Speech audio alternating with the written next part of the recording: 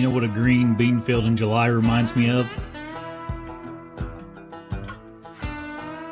Big velvet bucks. And in honor of Exodus Velvet Fest from July 15th to August 19th, I'm going to show you a whole bunch of footage of big velvet deer. Every camera order in this time frame comes with a scratch-off card that could save you 15 to 25% off your next camera or the new MMT arrows. Also, they have exclusive Velvet Fest savings announced on their email newsletter, so visit their website at exodusoutdoorgear.com and sign up for their newsletter. To participate in Velvet Fest, use hashtag VelvetFest on social media to win prizes throughout their online event. They'll be sending out all kinds of cool Exodus outdoor gear to random people that participate on social media. So visit exodusoutdoorgear.com and get you some trail cameras and arrows. All right, everybody, got to talk to you a little bit about stealth strips. I just got my kit in from Lou at Stealth Outdoors for my new mini beast sticks that I just got in the mail last week. Look at this smoke camo pattern. I love this pattern. It blends into the tree real nicely. My favorite product from Lou is these buckle silencers. These things are awesome. They keep your buckle from making noise on your stick there. I'm gonna wrap the beast sticks with these stealth strips I just got in. If you need you some stealth strips, go to stealthoutdoors.com and pick you up some stealth strips. All right, and finally, before we start the show, I got to talk about beast gear real quick. I just got these minis in. I've been running the longs for since the longs came out. I had the original longs, and I got to say, man, these minis are nice. They're a little bit lighter. They also are going to be a lot more compact on my stand, and I love them. Every time I put one of these beast sticks together, it just amazes me at how good quality they are and how tight the tolerances are. So if you haven't picked you up the best stick in the industry, go get you some beast minis. Also, don't forget about the stand. In my opinion, the best hang-on stand money can buy in the mobile gear market. So go to huntingbeastgear.com and get you some beast gear. All right, let's get to the show.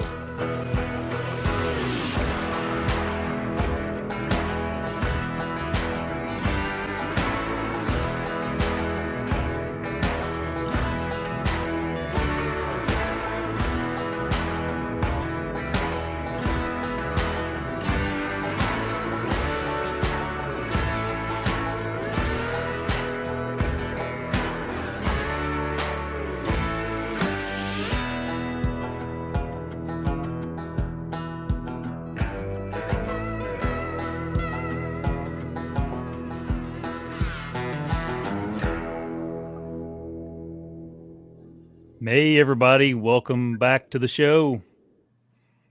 How's everybody doing tonight? We had some guys on pretty early this week, so thanks for everybody getting on and commenting and all that stuff. Speaking of commenting, if you got any questions for me, Dan, or our guest Josh Beaman later, just drop them in the comment section. I don't have any moderators today keeping track of things for me, so I'll do my best to not miss any of your guys' questions. And then we'll have call-ins too. I'll post the link when it's closer to the time to call in to the Q&A. How's Dan doing? I've been better. Yeah, that's true. Are you feeling all right though? Not too bad? Yeah, I mean, it's not getting better. It's getting worse. It's day 4. So I don't know. It's supposed to be over in 5 days. Oh, okay. Maybe you wake up tomorrow feeling good then. Right. I just hope it doesn't get Carol bad. The last one almost killed her. Yeah. Is she feeling all right? I know you said yesterday she's kind of feeling funny. I don't know. She's awfully grumpy today, so I don't know if it's hitting her today or... Yeah, but what have you been doing today? You've been out and about, messing around, not paying attention to her probably. Yeah, I jumped up in my underwear and ran out the door to check cameras today. So yeah, well, maybe that has something to do with it. Yeah. Oh well. Next week is Deer Fest. We're going to be up there. Well, hopefully you're going to be up there. Yeah, I'll be there. I guess you'll be better by then. If I'm still alive, I'll be there. Yep. That's what town is that in? You remember the town Deer Fest is in?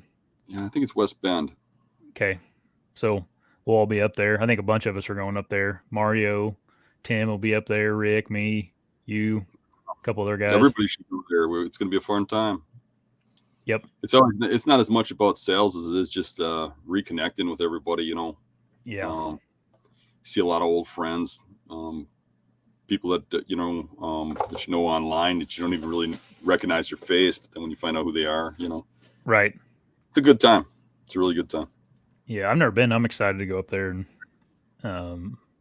meet some people. Is Rick and them down in Mississippi this weekend, or was that last weekend? Rick is. Yeah. He just jumped in that minivan that's worth about $28 and Yeah. stuffed all the stuff in there and headed down. Oh, maybe he'll make it. Yeah. I'm like, they're not supposed to get 400,000 miles on a tranny on one of those. One of these days, buddy. Yeah. Well, I guess it's probably paid for, so I just keep driving it, I guess. When we were up scouting bears, he's like, how do you expect me to get my van down on these roads and stuff? You always pick these hard to get to spots. And I'm like, buy a hunting vehicle. Yeah. Oh, I don't know which Light 'em Up Outdoors is on right now. What's the place called in Mississippi you guys are going to be at? Put it in the chat, and I'll try to. It slipped my mind this week, so I'll shout that place out so you guys, if you're down south, can run in there and check out a Beast Gear booth. Anything else been going on? Not really, just kind of laying around sick. Yeah, not much you can do, I guess, whenever you're not. Yeah, actually, I got out in the woods a little bit, so I mean, I can be homesick or I can be in the woods sick. I can still isolate from people, so right. Which is probably why I don't get any better, because I'm up all night chasing deer around. So yeah, I don't know. Sometimes it's best to get out and about and get it off your sweat it out or get it out of your system. Yeah, that's at least an excuse I give myself to sweat it out, do something. Yep, I went to Ohio this week and did a little scouting with Chad at Exodus. That was pretty fun. Nice. You find anything out there? Yeah, we didn't have a lot of time. We were just there for a day. We actually did a podcast. The morning I was there real early and did a little shop tour. I videoed it, so I may put it in a video. They got a cool shop with all their arrow building stuff with their arrows and their cameras, and they got some giant deer mounted in there. Chad's killed some real big deer. I haven't been there. I've hunted with Chad in Ohio. I never went to his shop though. Yeah, you were 5 hours from his shop. He lived there way in the Northeast, but they got like 182-inch deer in there. They got 185-inch deer in there. They got 178 that they've all, that group of guys have killed in Ohio, and there's one from Indiana in there too. That's real big, but pretty cool little space they have.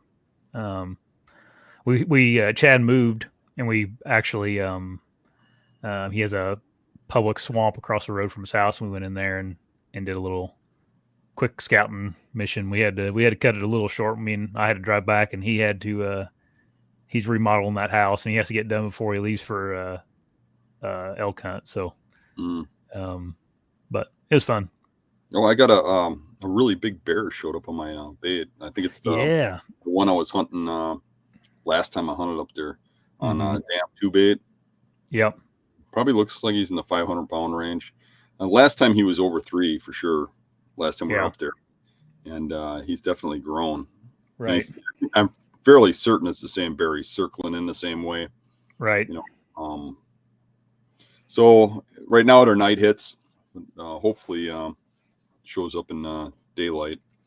I'll probably do something closer here and put a video up with some pictures or talk about it in one of the videos. Yeah. I decided I'm going to go to Nebraska September 1st instead. I was going to think about going down to Tennessee and hunting, but I think I changed my mind. I bought my Nebraska tag the other day. They went on sale. So I'm looking forward to that. My season's gonna start a little earlier than it usually does. Yeah, I'll be wrestling bears. Yeah, that's why what made me think of it. You'll be bear hunting, I'll be deer hunting. Ride one of them ride that big one before I kill it, right on its back. Yeah. Before I kill it with my saw. I was talking with my buddies about that, and I said, my mom said the only reason I survived childhood is I didn't grow up in bear territory. Yeah. So let's see if you're right. Survive adult childhood. Now you can just drive to bear territory and mess around. But right. Well, we got Josh Beaman on the podcast tonight. He's waiting down below. I look forward to that. I like Josh. Yeah. I mean, we go way back. He was on the beast hunting site way back. Mm-hmm. He's a really good hunter in the hill country, Wisconsin. I mean, yeah, his solid. He sent me pictures of a bunch of deer he's killed, and pretty impressive wall he has. Real interesting conversation. Yeah. Mm-hmm. Before we start here, we got a bunch of people on now. Don't forget to ask your questions in the comments. And next week we're going to give away the mini beast sticks. So you got to be subscribed. That's all you have to do to be entered to win. And then I'll draw someone. I'll figure out that random subscriber count thing on here. Do I get a chance? Yeah. If Dan wins, we will reshuffle and hey. Everybody can use more sticks. That's true. People would love that, eh? Oh, I won. Yeah, that'd go over real well. Anyway, and thanks for subscribing, everybody. The channel grows every day, which is good to see, and makes me want to continue and keep producing content for you guys. So, all right, let's bring Josh up now. Hey, Josh, how's it going? Hey guys, thanks for having me on. Yeah, man. Yeah, we appreciate you getting on. Yeah, I guess I'll just give a little bit of background. I live in Wisconsin, currently in Appleton, Wisconsin. Went to college down in Madison, so I spent like a decade hunting public land in and around Madison. I'm currently a clinical pharmacist, so I work in the hospitals. I have a wife and 3 kids, so I'm busy on that front. And I've been hunting whitetails since I was 12 years old. So kind of grew up. We had a family farm, and spent a lot of time hunting rabbits, just about anything that moved when I was a kid. And that kind of blossomed into chasing whitetails. And I killed my first buck when I was 12 years old back in the day, when just getting a buck was something, to be proud of in Wisconsin. That was in the early 90s. And ever since then, I've just been chasing them around. Yeah. So Appleton, Wisconsin, is that like Dan said, Western? Is that right up by Green Bay? For those that don't know, I'm like 18 minutes from Lansfield. Oh, okay. So, but I don't really hunt in this area. Most of my hunting is South Central or Western Wisconsin. So you do you get a little drive whenever you go hunting, then? Yeah, it's a couple hours. Yep. Yeah. That's cool. So what? This may be an obvious question for a lot of people. Like, what's the draw to going 2 hours from your house instead of hunting around your house? I guess part of it is just looking for the trophy class deer that I'm now trying to hunt. I spent a lot of time, trying to figure that out in my 20s. It was kind of an eye opener when I grew up around Berlin, Wisconsin, around the Fox River in Berlin, Washira County, Green Lake County. Lots of smaller bucks, high quantity of deer. But then when I got down to Madison and started exploring in and around Dane County, up in Sauk County, all the way out as far west as Iowa County, I started realizing that a lot of the bucks down there were way bigger than what I was used to back home. And then I had two really hardcore shed hunting roommates in college. that kind of opened my eyes when they started bringing back sheds, 60s, 70s, almost pushing 80-inch sides. All of a sudden, they wouldn't tell me where, but I started doing a lot more driving myself after that. Yeah. So. Yeah, even I prefer Western Wisconsin over where I'm at. It just got a lot of big bucks out there, and it's not that well known about, nationally. Everybody's going to Iowa and other places, but it's a pretty good area for an over-the-counter tag area. The reason I kill more bucks by my house is because I hunt every day, where your job probably keeps you from hunting every day. So when you have off, you travel to where it's good, I would imagine. Yeah. I usually, what I try to do is I pay attention. We can talk about this later too. I really try to key in on weather fronts. I have a flexible job because I'm kind of one of the clinical leads, and like a part of my success too is my wife. She's known me since I was a kid, and like nothing's changed. She's known me since I was 16 years old. So, and I'm now 42. So 25 years of putting up with my chaos in the fall. So she's, when I tell her when I wake up at 1 a.m, sometimes I'm be like, I'm driving 3 hours west. She's like, whatever, Mm-hmm.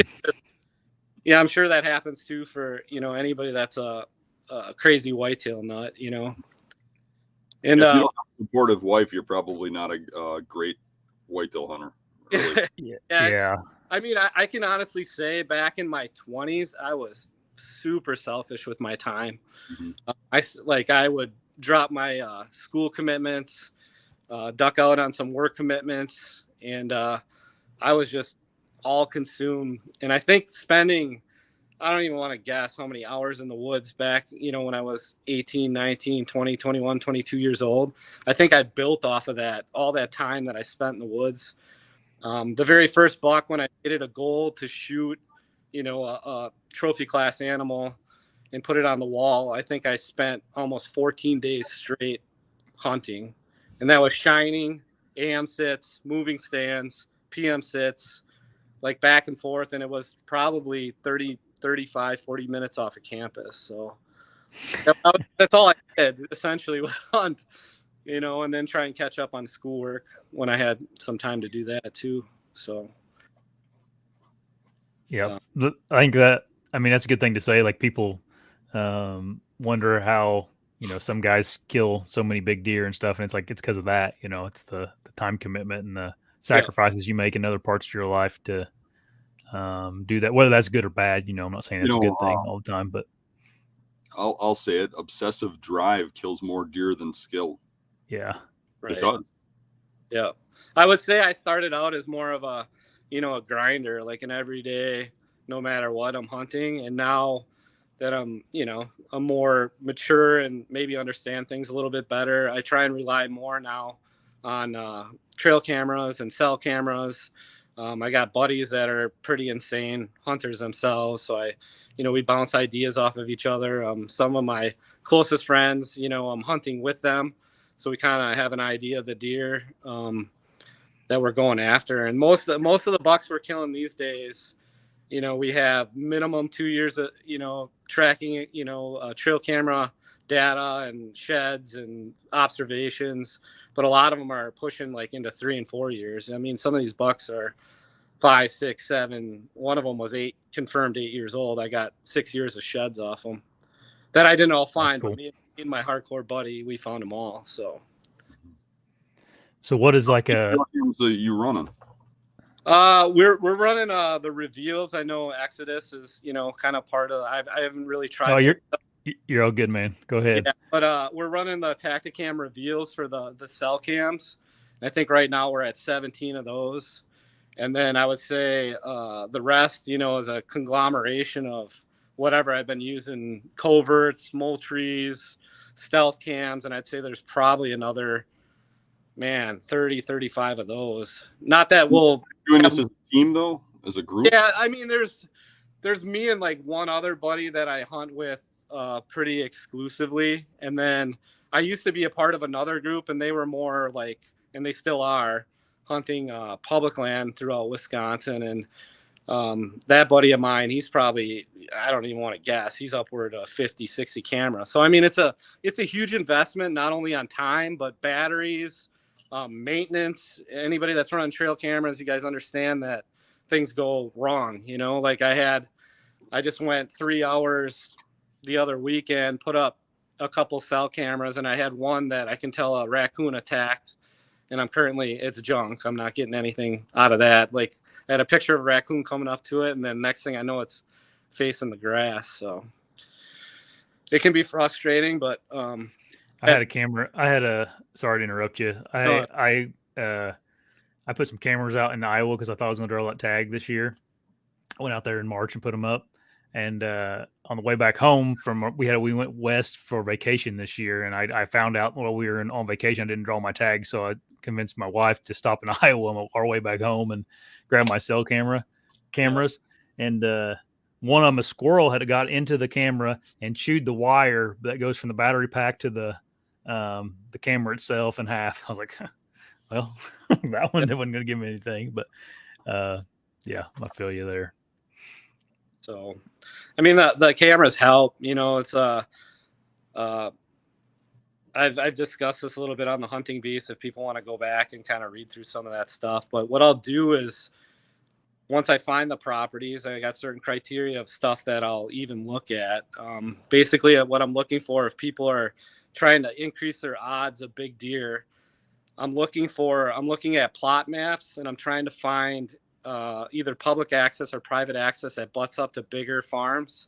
So I'm looking for big tracts, like 400, 600 acres, something like that. And if I can get in close to that, or even more, if you can find it, your 1,000, 2,000 acre tracts, if you can find that stuff, you just know that the likelihood of having enough guys to kill all the bucks on 1,000 acre tract of land in Wisconsin that's got timber and crops and all that is probably not very good. So then you can get that, that upper age class of deer. The other things I look for are, access difficulties. Does it have water or difficult terrain? Difficult terrain, I'm looking at like hills, bluffs, stuff like that, that'll make the wind swirl, and that'll get some age on your deer, because it's harder, it's harder to hunt unless you really start to master how to hunt in that kind of terrain. Obviously rural locations like Dan's talking, you go kind of west of Madison and you get out into Iowa County, Crawford County, Vernon County, Grant County, and then north from there, Trempealeau, Dunn, all those kind of western counties. The farms tend to be bigger and the people are less than in and around the cities. So those are kind of some keys just to find, older age class bucks. You need those bucks to get to at least three, better off if they get to 4, 5, and 6, so they can really start putting some headgear on. So that's just a couple ideas, like number one, to kind of narrow down like where you're gonna even start hunting. And then after that, what I'll do is I'll take a walk of the property, and then I typically deploy some trail cameras. And I usually got a handful of bucks already picked out this year. Like I know of 4 or 5 animals that I know that are, trophy class, 4 or 5 years old, maybe older than that I'm going to chase. And then these cameras I just let soak and gather intel for years that are coming. And I chronologically like keep the buck pictures that I get at each location, the when. And then, over time, I've just kind of learned how to use that information to deploy more cameras, or use that information to kind of chronologically log, like the property I was hunting last year. I knew that the buck that I killed with gun didn't come into that property until the rut. Like he's not there at all during the summer and the early part of the season. But because it had a high concentration of does, I knew that this buck would likely show up, during the rut period. And sure enough, he did. And he was on many of the same cameras. In the year prior, I actually passed him with a rifle. He had a busted G2. It was a bomb shot, like 150 yards on opening day. And it was almost a year to the date. I just slid my lone wolf down the ridge side a little bit lower. And lo and behold, he came through like almost a year to the date in the same locale, and I shot him within bow range with a rifle. So that's kind of how, like, just one example of how I've used like trail camera data over, the previous years to kind of put me in the location that I think, that this buck's going to show back up into. And when they get older, they tend to like to do the same things year to year because they've survived doing it. So they're comfortable with that. Dan killed that big old buck on an island that they've had some experience with that deer for a couple years. And similar things. I had one that was 8 years old that I had 4 years that I actively hunted him. And he was all over on my cameras in the dark. And it was just a brushy, grassy area that didn't have a lot of trees. And I ended up killing him in that same area. But it took me that many years and many, many tries until I finally got him in front of me. So just some examples of using year-to-year data to kind of put you in the right location at the right time. Can you talk about how you're choosing where exactly you place your cameras and the difference between how you place the cell cams versus the regular cameras? Yeah. So when I first start out on a property, I'm looking more for inventory. So we're talking like July and August. I usually start running cameras typically around July 1st. And I'll just go and put them out. Like in July, I'm looking at inventory. So I'm just trying to gather like, what might be in the block or what might be staying on the property. So I'm looking at apple trees are a big one. Any kind of water source, especially something that, I can get to that's not super intrusive. You don't want to be walking, for example, if you got a 40-acre piece that you can hunt and the water's in the center of it, you don't want to be walking in there checking that trail camera in the center of the property. But soybean fields, alfalfa fields, up in the hills, if you got crops on top and there's points, usually those points are really good areas to put cameras. Those big bucks and other deer like to come up those points, and that's how they work out into the fields. Just trying to think of other. That's kind of the same logic I have with that whole, you don't care if it's a night or a day picture, you just want to know the deer exists that you want to go after. Yep. And then once so we gather all this intel, and I might have a pattern based off of that stuff to hunt early. And we're talking in Wisconsin, we open up around September 15th, give or take a couple days. And you might have some intel, some current intel on that food source or something like that you can actually make a play on for one of those right out the gate bucks. And I've killed a couple doing that. But mostly I'm just gathering intel on those food sources and water sources in the beginning. And then come the transition period, which is usually around the end of October, these bucks start locating into areas that they're going to kind of pre-rut in. And that's when I'll kind of move these cell cameras into more obtrusive areas. I do run rope scrapes, which I think I talked about a little bit on the beast, and I killed a really nice wide 145-inch deer on one of those right off the scrape. I mean, he worked it, and then he walked by at 15 yards, and I hard punched him, right after he got done working one of these scrapes. But the thing about those, the tricky thing about them is the location that you put them in. You got to kind of understand,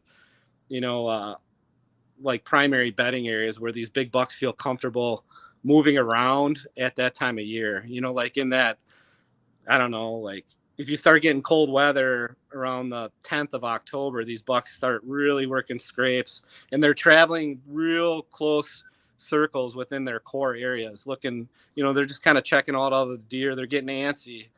And then things really heat up at the end of October. My absolute favorite days to hunt are like October 22nd through the 31st. And the reason for that is the deer that I've located, I know where he's going to be during that time frame. I know that he'll be in that core area before he goes crazy and starts running God knows where. So if I don't have a buck killed by October 31st, I start to get a little bit worried, because then I'm hunting roaming bucks. Which so in western Wisconsin, I've always noticed that like the last 2 weeks of October are the freaking hot time to kill a target deer there. And after that, it kind of gets just crazy, right? And pressure wise. But, when you get out of state, you go down to Indiana by Josh and stuff, it seems like it's the first 2 weeks of November, you know. Yeah. It's just there's a different thing going on over there where it just seems like October is the time frame. Yeah. Don't you think so? I don't know why that is, but I agree with you 100%. Like if you said you can pick any days to hunt the properties that I'm currently hunting, it's late October. Mm-hmm. And then I did more public than you, so I'm actually preferring to go in there like sometime around the 15th to 20th, because there's nobody hunting, because all the people that hunt there seem to travel there, and then they come in for the rut, so they might be there earlier in the year. Mm-hmm. But they saved their time frame for coming for a week for rut, so nobody's there the week before, and it seems like they're very rutting active. Yep. Yeah, it's those last couple of days in October, if you get a cold front, can be just awesome. Mm-hmm. And that's another thing, like I mentioned a little bit earlier, like some of the key weather patterns that I'm looking for is any kind of, you know, and you'll hear other guys talk about this if you watch anything online with like Bill Winke and the Drurys and any of them, or on the Beast forums. Like I'm really trying to key in on any kind of front that's going to drop the temperature, and you can either hunt before it or after it hits, and then after it. And usually those are some really good deer movement periods during that time. So if I'm working and I see a big cold front coming that's going to drop, say we're in the 70s in September and we're late September, and all of a sudden we're going to have this cold front push in and it's going to be a high of like low 50s, I'll trade, beg, borrow, whatever I can do to get out and get in a tree during that time frame. I learned this week that all I have to do is say I have COVID and I get 5 days off. Man, there you go. There you go. Yeah. Hopefully my boss isn't watching this. You say that every podcast. You say something that would aggravate your boss, Dan. Yeah, I like doing that. Yeah, you were talking about weather patterns earlier, and then you mentioned it just now. Yeah.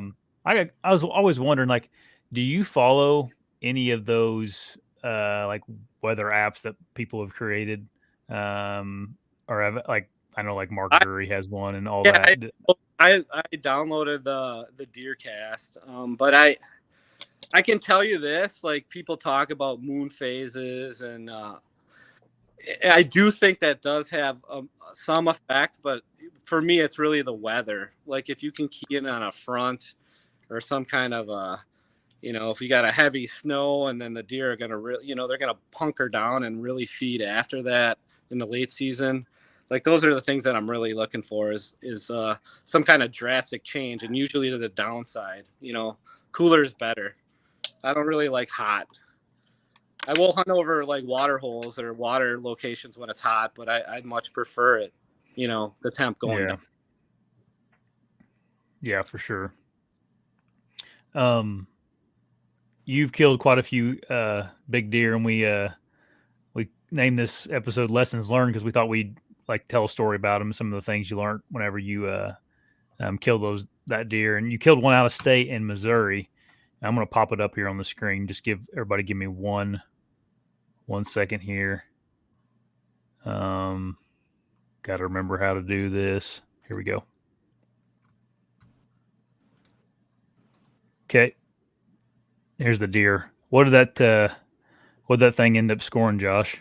That one was like right under 187 gross. Oh, really? Yeah.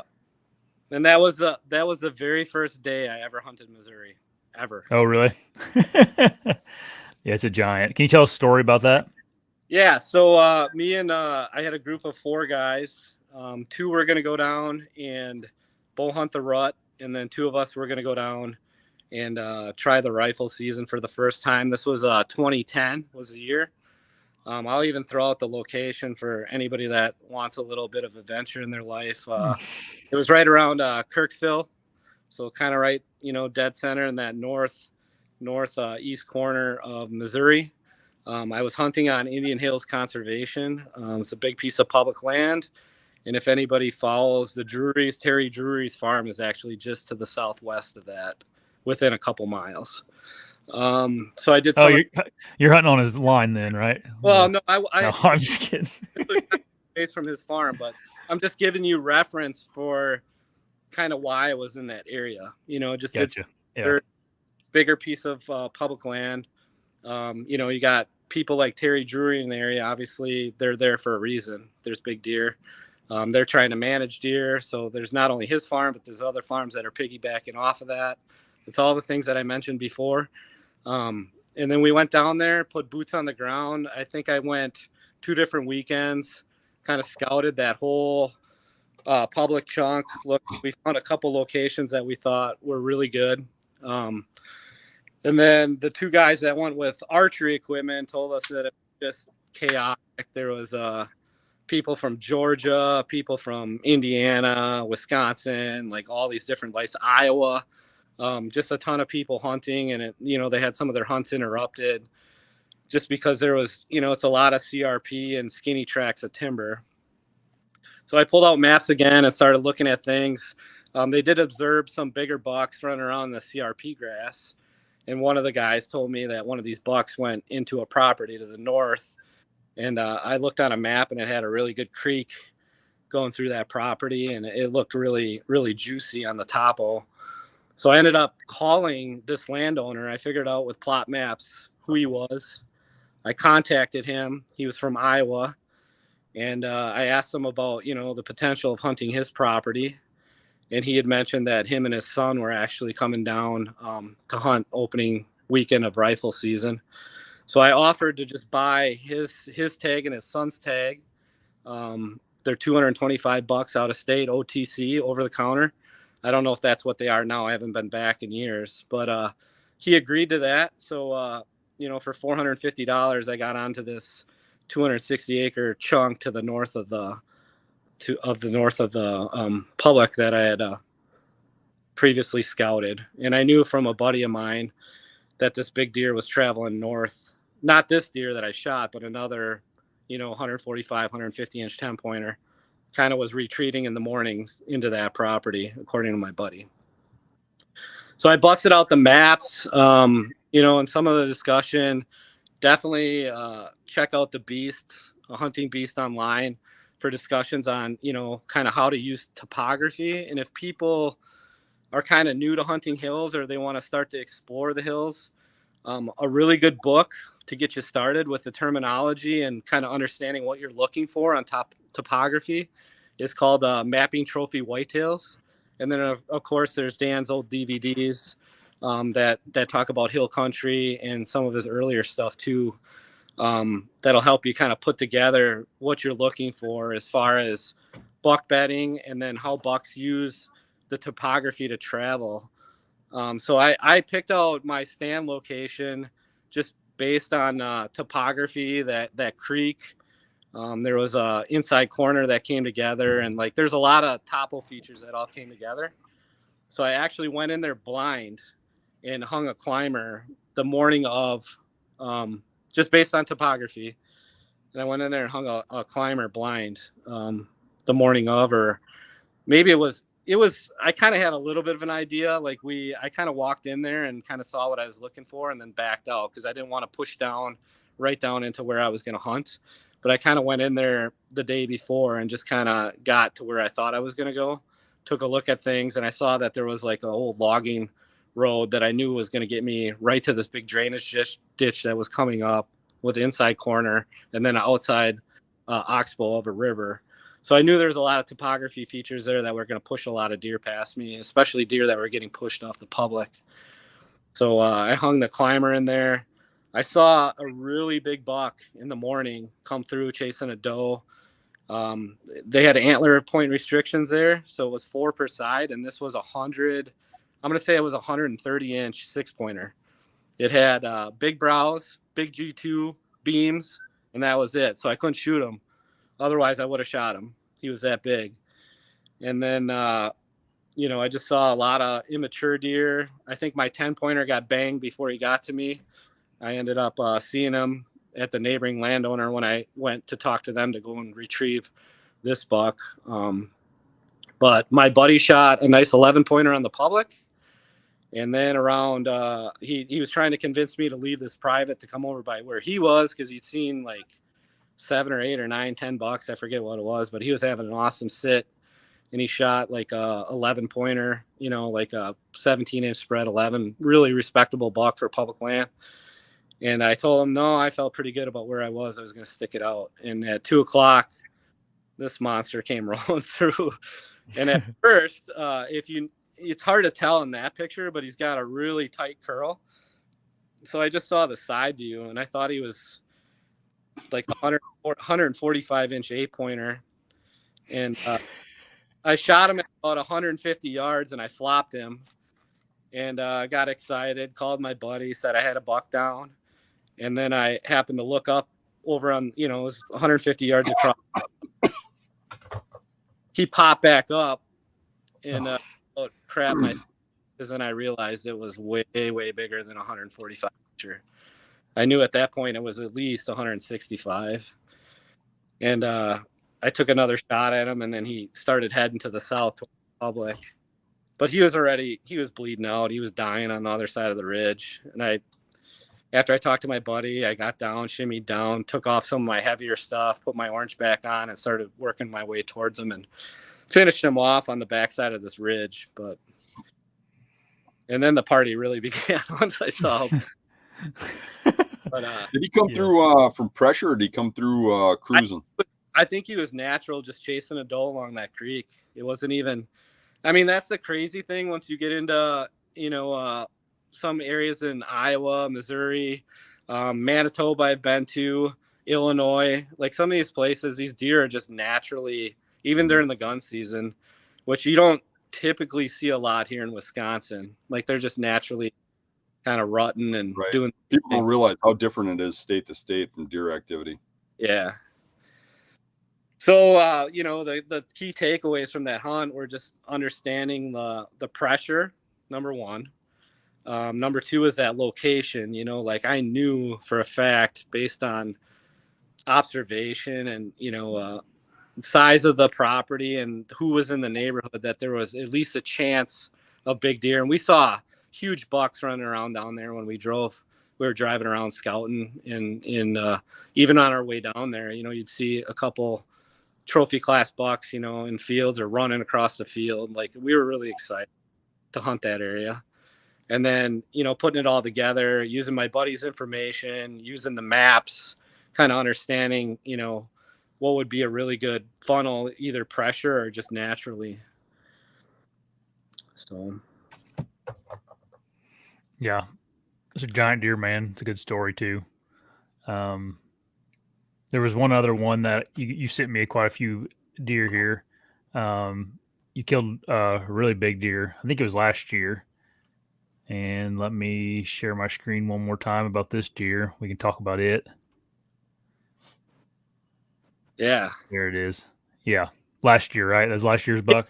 Well, I killed that buck, which was just shy of 160 inches. And I killed another buck at 160 inches off the same farm. So 2 160s.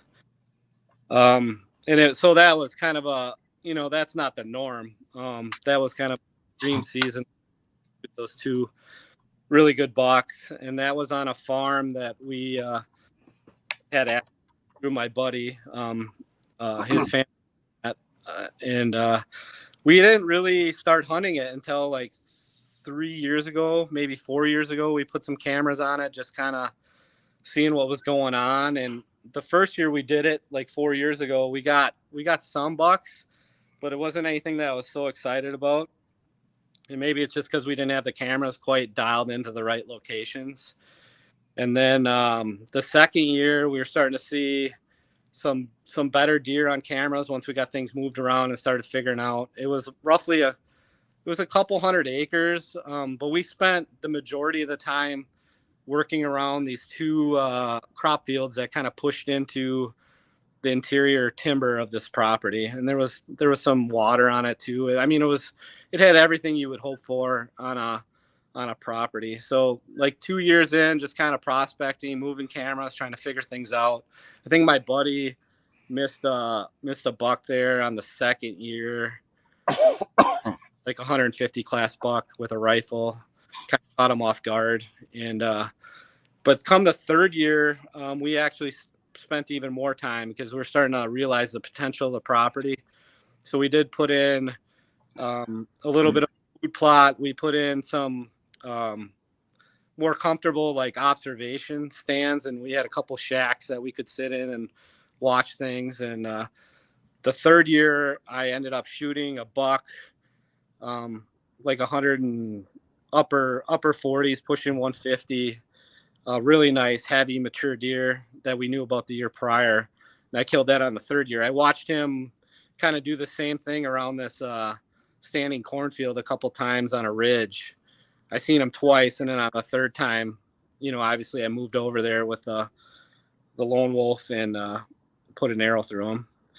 And then from that, we'd seen this buck, that tall one, that wide one that you just showed the year before. I'd seen him, and then I thought he got killed because he just disappeared off camera. Like it was maybe mid-October. And he was one of those deer that I think, he rutted somewhere else. So he was there August, September, October, and then come the rut, he would go somewhere else. And Josh, you knew this just from past experience in camera data, right? Yeah. So, I think he disappeared. I mean, he could have been there, but I doubt it. We run enough cameras that we would probably catch him on one of these, strategic locations, whether it be food or water or, inside corners, things like that. Logging roads are really good. So he just kind of disappeared. And then now we're into this last year, 2021, and we put out our cameras again. And then boom, August, he pops in the camera, and now he's looking like he went from probably 140 inches, nice buck, to now he's pushing 160, a really nice buck. So now we're all in, like this is a deer that we're really going to actively hunt. And we kind of got some ideas from the years past of where he was going to show up. So now we move our cell cameras into these strategic areas that we don't want to particularly put our boots on the ground in. We've already scouted it. We've walked it for sheds. We understand the topographical features that are going to move the deer around this property. There's a big ridge that runs east and west on it. And so we put these cameras in, we start monitoring them, and I'm watching these pictures come in. And then he got really active in October in and around this one interior standing cornfield. Like he's popping on a camera over here right before dark. He's over on this camera, and there's a old logging road that runs through there. And we kind of knew he was probably traversing on that logging road. So we used that to kind of move in and place a stand, and then just wait for the right wind and that cool down temp in late October. And my buddy actually had already shot his big buck. His was in the 160s too. He had already tagged out like middle of October, out in western Wisconsin. And we were in Arcadia, which is much farther west than this property. And I told him, based that, that deer popped on the cell cameras, I'm like, I got to go. I got to drive like an hour and 15 minutes, and I got to be on this other farm to hunt tonight. And he was like, go for it, So he stayed back towards Arcadia, and I got over there, and I got up in the stand, in the area that we had planned for. And I think I shot him. I mean, like you talk about like an hour and 15 minutes to drive from Arcadia to where I was, and then maybe another hour of slow prep to get in there, and then set up, and I shot him within 30 minutes. So, I mean, that's just like, it doesn't always work that way, but sometimes when you run enough cameras and you get some intel from year to year, you just kind of know how these bucks are going to use. And the other thing, like I'm hunting, and I've done another podcast on the hunting beast, or people can search that back on YouTube, is like we're really keen in on how these big bucks are kind of using their nose to check these areas, come late October. Big deer, they're not going down those hog trails that you see the does and the immature bucks walking on. A lot of times they're using their nose and the topography to scent check those key areas. And we're really keen in those topographical features. Number one, to put our wind in a way that the bucks can't smell us. And then number two, hoping that the bucks, it's going to push them close enough for the kill. And there's a lot of discussion on the beast about that. If you want to look into like leeward side and search some of that information. I mean, it's not something you're going to understand right away, but the more time you spend and the more milkweed you throw, eventually it'll come together for you. And I throw a lot of milkweed. Don't we all? Oh man, the butterfly population would be a lot better off if we didn't have a bunch of beast hunters. But If Actually, I we're actually, spreading it all over the place. yeah, yeah, that's go true. to the pond behind my house, there's a huge milkweed population right on the pond behind my house. So I spread Oh, it out. nice. I don't know. I hoard a whole bunch of it. I probably got hard telling me bags in my little shop in there.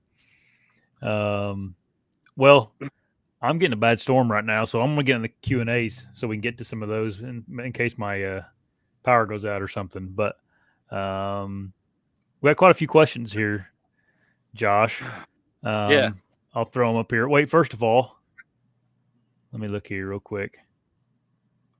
The guys from Line 'em Up Outdoors commented on the on where the show is that they're all going to this weekend. I'll find it, but someone asked Josh, "What's your opinion on the moon?" I do think like those red moon dates are you will see a bump in increase in activity. I do I pay some attention to it, but I think the weather trumps the moon. So if you got really warm days during those moon days, I don't think they're going to be quite as good as predicted. If you add a cold front onto a red moon or something like that, then I think you're really gonna see a bump in activity. Not that it's going to guarantee you, a crack at the biggest buck on your property. I just think you're going to see more deer movement. We talked about this a little bit. I don't know. It's been a couple episodes ago about just all those little things that people key in on. Like some people like swear by the moon, the weather, this or that, and like I think it's just like we talked about, just like little incremental advantages that kind of you see. Anytime you can put a little bit in your favor, it's not a bad thing. Right. So the guys from Light Up Outdoors just said they're in Pearl, Mississippi Wildlife Extravaganza. So there you go. If anybody's down there, Rick wanted me to shout it out, and I couldn't remember the name of it. Also, guys, almost forgot. Let me put the link to call in the comments. So you'll see me comment right now. That's the link to get into the show if you guys want to get on here live and ask a question. Sorry, everybody. I'm, like I said, I'm a moderator tonight, so I'm going through questions here.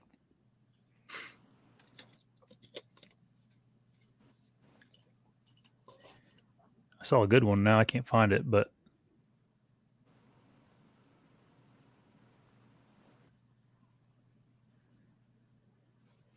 everybody be patient with me here.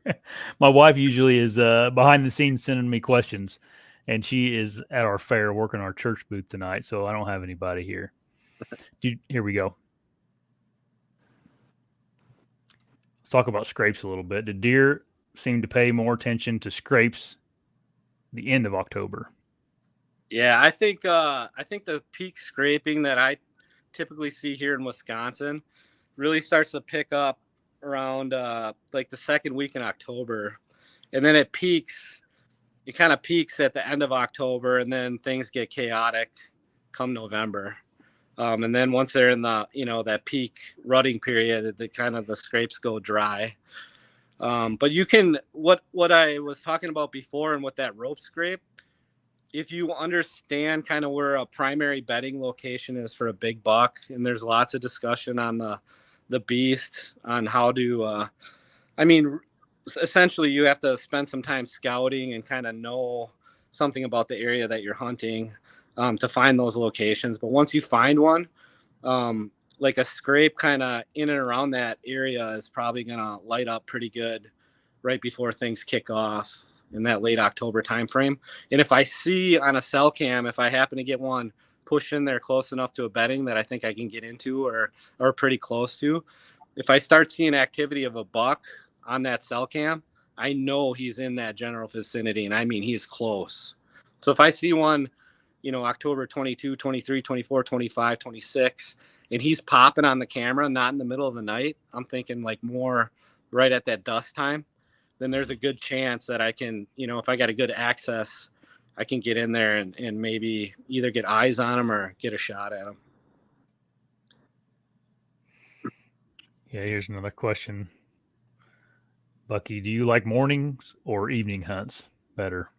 So I will say that probably evenings, obviously early season when I'm doing food stuff. I don't even hunt mornings. I mean, I'll go out opening morning just for tradition, just because we all been waiting to get in a tree, and if it's a nice day and it's a little bit cooler, I just want to be out there and sitting and relax and see what I see. But I usually don't start hunting mornings until that later October. And what I'm looking for in the morning is that first cold front that snaps the temperature down, like that brisk morning that we're all waiting for. That's the one that I definitely want to be in a tree anytime after, I'd say October 21, 22. If it's cold in the morning, I'll definitely be. My buddy jokes because most of the times, the alarm goes off in the morning and I don't even move.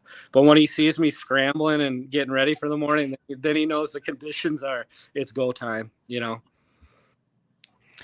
What are you doing right now, Josh, to get prepared for deer season? So I got my camera. I got some cameras out, not all.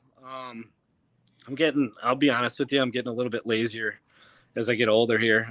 Just got more commitments. My wife and I are actually going on a trip to Alaska here coming up. We have a good buddy that's getting married up there, and we're going to do some whale watching and fishing and all that, and that's coming up next week. So I'm really looking forward to that.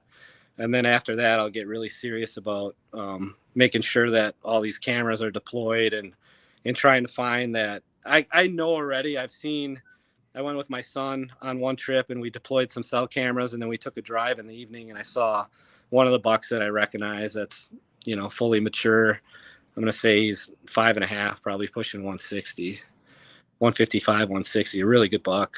I'd be really happy to get an opportunity at him. And then I already on cell cams, I know another 5.5-year-old mature buck that we got 3 years of pictures on. So there's a couple already popping up on the radar. And then I drove down to another property in the south central part of the state and grabbed cameras that I left all winter and just kind of watched, what came through some of the key funnels in that property. And there was a buck that I now have 4 years of pictures. He doesn't score a whole lot. He's probably a really solid 135-inch 8-pointer, but I think he's 7.5 years old and he's a brute. I mean, he's a big body monster. So there's that buck, and I kind of have a game plan for what I would do with him already based on years of information. So I got a couple in the hopper that I know about, and then I'll just start, looking for that buck maybe for 2023, 24, start keeping an eye on some other deer too. Here's a question. With land prices starting to go down, which I didn't know they were dropping, but do you plan on buying any land? I got 3 children, and like anybody else, they all need braces. They all need eyeglasses. One's going to college, probably. She's in her senior year at high school. I got a lot of things going on with that. My wife would just as soon, have more of a vacation home, I think, in the southern hemisphere than me plopping a bunch of money on land. And then I do have, on 4 or 5 road trips a year for what you'd pay in payments. Yeah. And I'll tell you what, like I'm all adventure, man. I love something new, if it's new and I haven't done it before, that's what I want to do. Like Alaska is going to be a blast. I'm taking my son on a snow goose hunt in Illinois. Never thought I'd hunt birds. Like if it's new and it's an adventure and something new I love walking new ground and just getting lost, when I'm out there walking, I feel like that's where I'm supposed to be, is in the woods, just walking around, like I feel at home. I feel relaxed. I work a high stress job like anybody else. When I get out there and I just get in the quiet, some of my favorite days are shed hunting, to be honest with you. February, March, when nobody's in the woods and I can just walk around and I don't have to worry about disturbing anybody else. And I can go into intrusive areas, can walk into bedding areas. I walk all over. And then, based on some of that too, is how I figure out maybe some of the locations that I want to explore more, or drop cameras, or maybe even set a tree stand if I find something really juicy. This is a good question that we could talk about a little bit. How do y'all feel about hunting midday on highly pressured public land? Have you had any success doing that? Yeah, I've actually I've seen a lot of bucks, honestly, between especially when you hunt in the hills. For those that haven't done it, I think the first, like, I rarely go in the dark, so I'll walk in the hills. If I'm going anywhere that's a longer walk, I typically go in the gray light, and I do that, number one, so I can see what's going on, and especially if I'm especially if I'm packing stuff in, you don't want to be trudging through, like, clanking and banging. If you know the property, fine, maybe going earlier. But if it's something new or you're going a long distance, I think a lot of times it's just better to go in that gray light and work your way in there slow. And then I tend to see a lot of deer, because usually they're coming up, in a non super pressured situation. The deer coming up the hills, they're trying to bed a little bit higher on the hillsides. Like, a lot of times where I'm hunting, I don't see anything until closer to 9 o'clock. And then from 9 to 11 is probably prime time. And then during the rut, like sometimes noon, 1, 2 o'clock. I think I've shot a couple bucks in the middle of the day. And this is not hardcore, like, mega public land, so I couldn't speak to Jake on that maybe as much. But anytime I'm on a out of state public land hunt, I'm there, I might as well be hunting. Like, a lot of those spots you're going in so nasty, so deep, you might change locations maybe for the evening sit, but you're in there, you might as well hunt, at least till 1, 2 o'clock, and then make your move for the evening if you're going to do it. You got any comments about that, Dan? You killed many midday deer? I see a lot of deer moving midday in hill country myself, but a little bit different is I'm usually going into someplace a little bit new, or someplace that I got a little bit of history. I don't have a lot, and I have spots maybe kind of picked out, so I have to do some scouting. So if I got to scout during the day, it's usually midday, and then back in a stand. But everybody's scenario is a little different, I guess. I don't see big buck movement midday unless it's towards rut, and then I better be in the right position for it. I better be close to that bedding, or in between a tight bedding area that's got thick cover from the move. But now we're talking public too, so yeah, I would say, like, the time frame, a lot of times that I'll try and do all day sit, start probably around like November 3, 4, and then through 11, 12, 13. I think that time frame is the time that you really want to sit as much as you can, because it can happen at any time. Yeah. If I don't have one killed by then, I'm hunting every minute I can because I'm nervous. So here's another question: what kind of growth do you see from 3 to 4 to 5 years old, roughly speaking? A lot of, I mean, it's a rough thing. Usually I'll say this: if they're gonna be big, like trophy big, 160, 170, 180, they show it at 3 years of age. So, like, they're already, when they're 3 years old, they're in the 40s, 50s, 60s already at 3 years of age. If they're gonna be like world class, like Gross, Boone, and Crockett, they're already showing it at that age. The 3 to 4 to 5, like, I've seen so many variations, and we collect so many shed antlers and follow so many individual deer. Things pop different, sometimes, like, we had one that I would say was 3 to 4, hardly bumped at all. And then at 5, he went from maybe upper 130s to my buddy shot him at 163. So he made a huge jump from 4 to 5. And I think a lot of that has to do with, like, kind of their health and nutrition. But if you can get them to, I think, like, a lot of guys will start going after them at 4, calling them mature at 4. I do think there's another 10% to 15% upside if you can get them to 5 or 6. On most deer. Some deer don't change. Like Mhm. the one that I killed that was 8.5. I have 6 years of his sheds, and for 4 years, I don't think he was more than a 135 in a year, or 136. I think he was. So his rack didn't really change that much. So it's all individual. If you got good neighbors and the right location, I would say strive for at least 4, and if you can get 5.5, that's bonus. Yeah, it sure does vary. I mean, we had a deer out here um, that was eventually shot by a guy. It actually made the cover of North American Whitetail, but it lived in the marsh behind my house. When it was finally killed, it was 9.5 years old, and that was back before baiting was banned or feeding. Yep. And a neighbor with a property near me would put out these huge piles of corn in the wintertime, and he got all that buck's sheds, and he had the collection of them. And that buck got bigger every single year and was his biggest rack at 9.5 years old. Yeah. And it was a Mm. good growth jump every year. Yeah. You know, but you see bucks like the one I shot last year that actually was about the same size he was the year before, Yep. and not that much different than the year before that.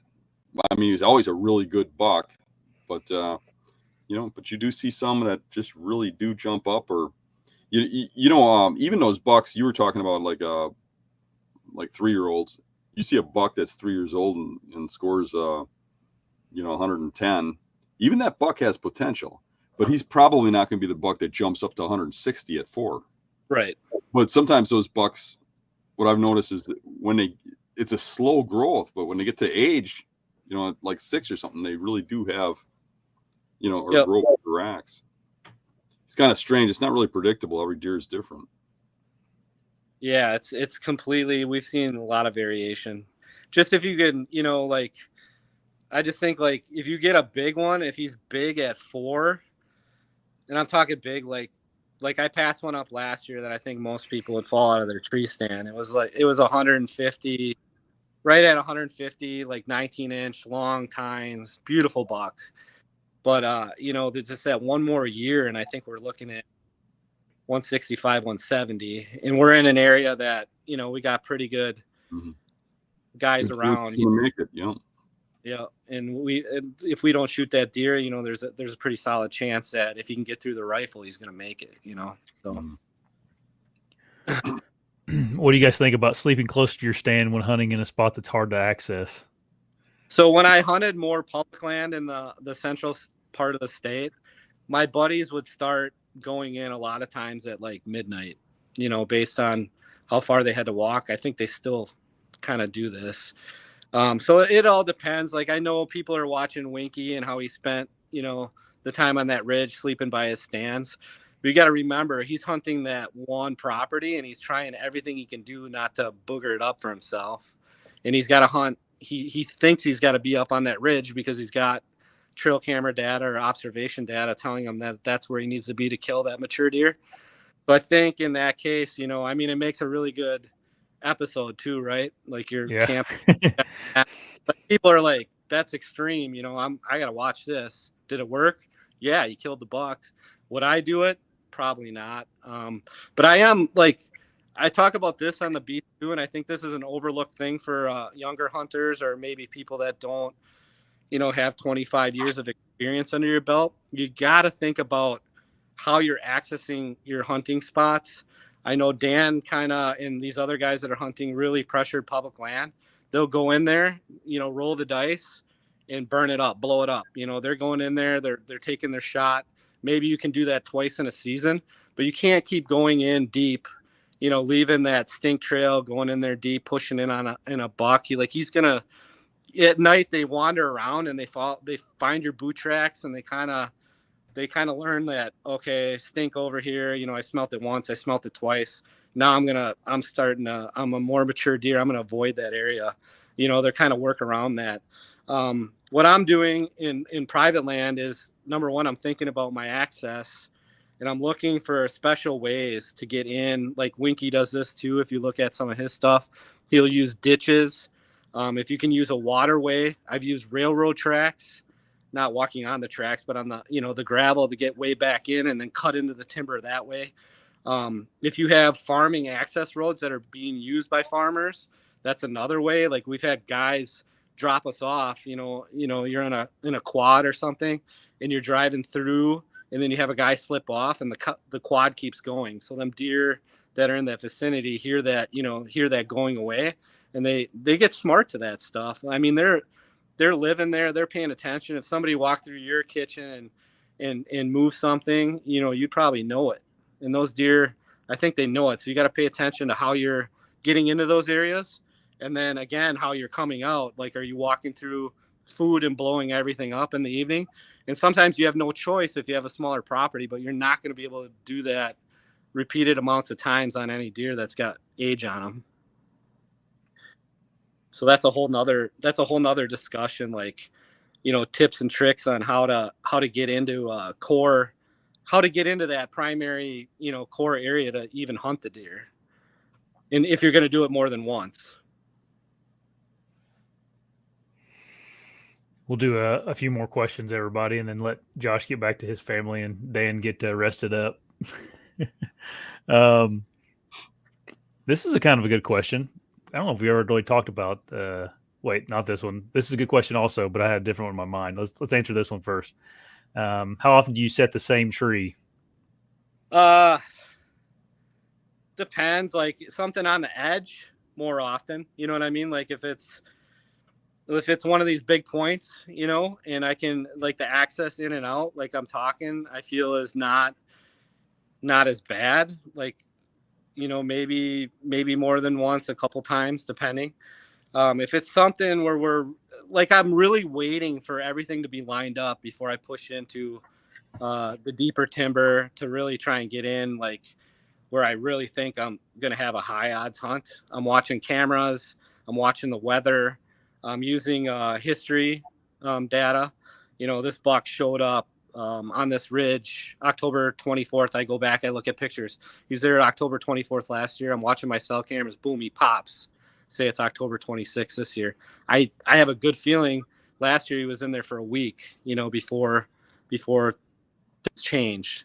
I see that, and then I'm watching the weather, and then I get the right wind, and I go in, and a lot of times it's like my buddy and I look at each other. We're like, today's the day. Like today, I'm getting a shot. I'm gonna see him, likely gonna see him, and the way our stands are set up, or a lot of them on private land are kind of set up ahead of time. To be honest with you, and it's just based on all that shed hunting that we do and these topo features that we use. We really like to use the leeward side. And if you don't understand what that is, definitely go check it out on the Hunting Beast and start to try to understand how to use that wind. Because the bucks think they're wind safe when they're using that high ridge, and they're not if you get high enough in a tree and you blow your wind right over the top of them.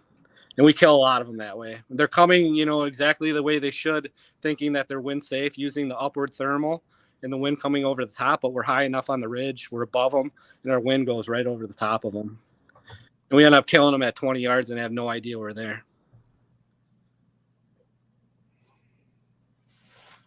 Okay. You kind of touched on this a second ago. Yep. But is it worth trying to get bucks off permanent stands?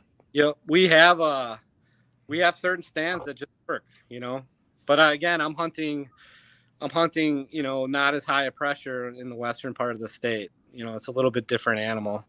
But even when I was back, in the central part here where there's a lot more pressure, I had some preset stuff, but you just got to wait until the conditions line up.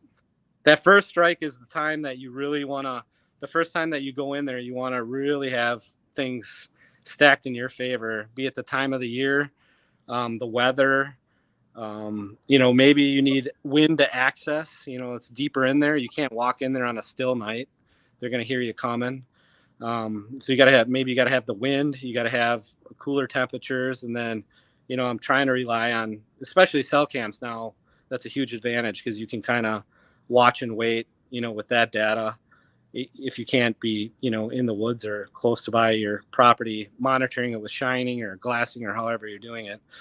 You can use that data to kind of tell you that buck is now it's time. If you see them on trail camera in that late October time frame and they're popping in daylight, man, that to me, that's like the green light to give it a whirl, give it a shot. Dan, I mean, you even run permanent stands on Dave's farm, don't you? Oh yeah, I was running probably about 20, 25 stands on Dave's property. I took a lot of them home because I don't know when they're going to sell the property. But still, most of the deer I would kill, the big bucks, would be on a mobile move. But those stands would get me in the right areas. And some of them are deadly stands, especially if you get the timing right. Yeah. There's one spot in there where, man, it's an awesome spot, but you stay the hell out of there until it's time, and you can have a stand sitting there, but, and there's pretty much one tree you would be in. But I think Josh is on the same path as that. It's just that he's hunting mostly private, where I'm hunting mostly public. So people are hearing more about my mobile hunting. I hunt mobile on the private, but I also hunt out of permanent stands too quite a bit. And just for another example there, Josh, like if you had permanent stands on a property and people have overhunted them, the chances of shooting a 5-year-old out of that stand is very, very slim, unless it's in like the perfect location or that buck is, maybe tracking a doe and you get lucky. But a lot of times that helps me choose, like if I'm going to go in then mobile, that helps me pick where I'm going to go based on these stands that have been pounded, by people that maybe don't understand everything. And I know kind of they've been going in and out, in and out, in and out. And I'll just slide like further down the ridge or use that access to kind of know that, or even on public land, that this area, Dan's talked about this, these guys keep going in and out, in and out, in and out. That buck is not going to be in that area. He's going to be pushed to somewhere else. And that same applies to private. If I'm on private that 4 or 5 other guys are really hunting hard, I'm continually looking at the map and trying to find an area that's been undisturbed, because that's them deer know, even if you don't like spook them during the daylight, they walk around all over in the night. You can't believe how far these deer travel, and and they do these big loops at night, and they're going to come across your scent, or they're going to come across that woods disturbance, and then they come across it again, and then all of a sudden that kind of becomes a dead zone, and they move over to a different valley or they do something different. You think about that giant buck we got that Dave shot on Dave's farm. We were hunting that buck for years. I believe at age 7.5 when we shot it. That buck, whenever we'd see it, it would get through that farm without going by one of those tree stands. It knew where those stands were.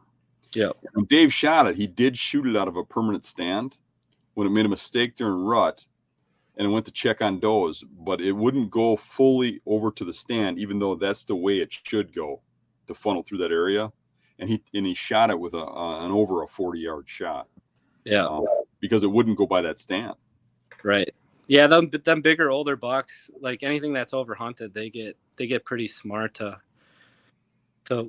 those areas, just more human. They don't want to be around human disturbance. So if you can find something that's isolated, I mean, that's what you're looking for a lot of times on public, is something a little bit different, when I hear the questions and stuff, and no offense to anybody, but it almost seems like people want you to answer in a way that makes them feel good about what they're doing. Yeah. And they want to hunt like they've always hunted, but you don't shoot 6 and 7-year-old deer by hunting like everybody else, or you're just not going to shoot them, because they don't get to that age by not learning how wind works and how to travel land in daylight. And you think about rut, everybody thinks they're running around crazy in the rut, and if they were, 6 and 7-year-old deer wouldn't exist, because they wouldn't get that old, because there's hunters everywhere. I mean, walk through any public property during the rut and you're gonna have people screaming at you because there's people in tree stands everywhere. Yeah, I a lot of times, like Dan's saying, I look. Go ahead, Josh. No, I was going to tell you. Go ahead. Yeah, just reiterating that, like, even if it's private, like a lot of times I look at that and I'm where are people hunting? Where do they like to go? And I'm just trying to, like, a lot of that I rule out, and I try and go to some area that, nobody's ever been. And I did that on the property that I'm talking about now a lot. The second day I ever hunted it, the first day I got put in one of the permanents. The second day I took a lone wolf and moved to a different spot that I know nobody had ever hunted before. And it was a draw coming up a big ridge line. And I shot a 150-inch deer the very first day, just because them deer were not used to, a tree stand in that location. And they were moving around. This was like November 5th. So it was a rut. And I think I shot him at like 2:30 in the afternoon. It's like the Army thing where you go on that property thinking, like, if I was that deer and everybody was trying to kill me, like there's like the hunters are soldiers or something, where the hell would you hide? If you had to be on this property, where would you hide? And you look at that little portion of the property where nobody goes is where you'd end up. And if it has the habitat that they need, that's where they're going to be. And it's like clockwork. Every time I scout properties for people, I always find those off to the side spots like that where they just don't go. And often, probably on 40% of the properties I look at, the farms I look at, they're really close to where the people enter because they always enter the same way and they're watching them, and they know when they're on the property. It's really pretty predictable, if you think about it.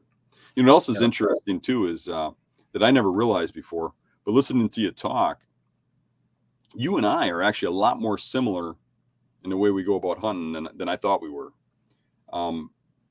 There's major differences in public versus private kind of thing, but really we go about it in the same manner, more than I thought, Sweet. All right, let's do a couple. Works for you, works for me. Yeah, right. Let's do a couple like real fast ones, and then we'll get off here, everybody. Just to stay on this topic, when do you guys put out your permanent stands? Like a lot of times after shed season when it's cooler, and then we did a couple new ones. So we have a buck that we're really excited about, and we ran all these cameras into February last year, and we got him in some locations that we never really thought were areas that he frequent, but he was there way too much to not kind of be some of his home turf. So we set up two new sets there. And then, like I'll set, don't get me wrong. Like if I think I need to throw something on my back and do something completely different, or if the wind is wrong for something that I know it's where I need to be, but the wind is out of the opposite direction, like I'll hang and hunt. I don't like to do it as much. To be honest with you, I had a huge scare. I was flying high in 2020. I shot my buck with a bow. And then I came home and put my kid on a family farm, and he shot his first buck. It was a 3-year-old, like the biggest buck that we had on trail camera. And he got that during the youth season. And this is a time, I think he was 12 or 13. He's 12. I hope he's listening now, Garrison. And I got all excited, and I took him down south, and I walked him in. We left at 2 a.m, and I walked him in, and I tried getting him up a climbing set in the morning, and he fell. So it scared the hell out of me, and I prayed I hope that never happens to anybody else. But when you witness that with your eyes and it's your own kid, like it really kind of spooked me a little bit. You gotta really, you gotta pay attention to what you're doing. And I shouldn't I pushed him, and then he kind of got a little bit leery with the whole, he still wants to hunt, but now more from the ground, but I kind of pushed it a little bit, and I totally regret it, but. Yeah. Another quick one here. What do you guys like to use to look up wind direction when you're hunting? I think he's having problems with inconsistencies in apps, I think is what he's getting at here. Yeah. To be honest with you, the prevailing wind is not what you always get in the hills. Like it does, you know what I mean? Like we learned that the hard way. Like sometimes if you're high enough on a ridge and stuff, you are getting the prevailing wind and the thermals, you can kind of predict what it's going to do. But a lot of it's based on feel for us. And like I said, throwing a lot of milkweed, like, the prevailing will be one way, and then you'll get in there and it's completely different. So some of it is I'm looking at a weather app, any weather app, and just getting a general direction, but I don't go by that. In the hills, that wind, it it is different on every ridge. Yep. You got to get up there and you got to kind of test it, or you got to learn what it is based on how it's different from what the weather tells you. So it's never 100% accurate. I mean, a lot of places are like, if I know I got a northerly wind, I'll go into this area, even though I probably maybe need northwest, maybe it's, northeast, but I'll go in there and I'll hang back a little bit, test the wind, and then look from a distance and figure out what tree I got to be in, kind of thing. With a permanent stand, it's probably a little harder. Yeah. You got to be a little more accurate. But then again, if you got a permanent stand there, you probably know the land a little better, and you probably know how the wind flows through there a little better based on what it's doing, from the Weather Channel. And I'll tell you, like, if I go into something expecting, this perfect wind, and I get there, and whether I'm setting up or going to a permanent set and it's wrong, I leave. I don't stay. Right. Wasted hunt. You're only going to do more damage than you are, get an opportunity. Come later October and heading into that rut period, I'll get a little bit more risky with the wind. Like, sometimes you just gotta throw the dice and see what's. But when you're waiting all season for that hunt in that spot, going in there in the wrong wind is stupid. Yeah. Go in there tomorrow. Right. Yeah. Yeah. You don't want to, like, your best spots. You got to make sure that it's right. Even if you need wind, like if you're walking into a marsh, like we're dance hunting, and you got no wind cover and making all kinds of commotion going in there, I think you're kind of shooting yourself in the foot. You almost got to wait for a windier day. You got to have the conditions line up to push into those sensitive spots. Okay, last one. Since we're talking a lot about hill country, what's your website you go to for topo maps? I'll use Onyx, and I'll look. I'll be honest with you. Like, I look at a lot of maps on Google. Like, if I get some downtime, I'm looking at topography and looking at stuff. You use hillmap.com at all? I don't use hillmap.com. No. I love that one. Yeah, I think Onyx is pretty good. Like Hillmap, you can switch back and forth so nice. You get the two sides. I love that, where you can look at both sides of the screen. But I do it a lot from a computer. Yeah. So I don't know what it is on a But phone. the thing I'll tell people is not only look at the topography, but look at the aerial maps too. You want things that kind of, to get the full picture, you got to look at both. Well, that's what I mean about the hill map, is you see both at the same time. They're side by side, the same image. Yeah. Yeah, that's nice. Yeah. Well, guys, we've been on here for about an hour and a half, so we're going to let Josh and Dan get back to it. Josh, man, we really appreciate you getting on here and talking with us. This is usually the moment where we let people pitch their YouTube channel or their Facebook page or something, but I know you're not in the business for making that. So no, I'll just say, if anybody has anything they want me to look at or they have questions, I'm active. Like, I'm pretty responsive. If you get at me on Facebook or Instagram or something like that, I usually respond. Or you can look me up as Bucky on the Hunting Beast. I still have that account, and it'll give me a notification if you got a map or something you want me to look at. And I just want to say, I hope everybody enjoys the fall, and everybody has a safe hunting season. I think that's the most important thing. Like, let's go out, let's have fun. Let's not worry about what anybody else is doing. Focus on yourself, try to do better for yourself, and just enjoy the sport.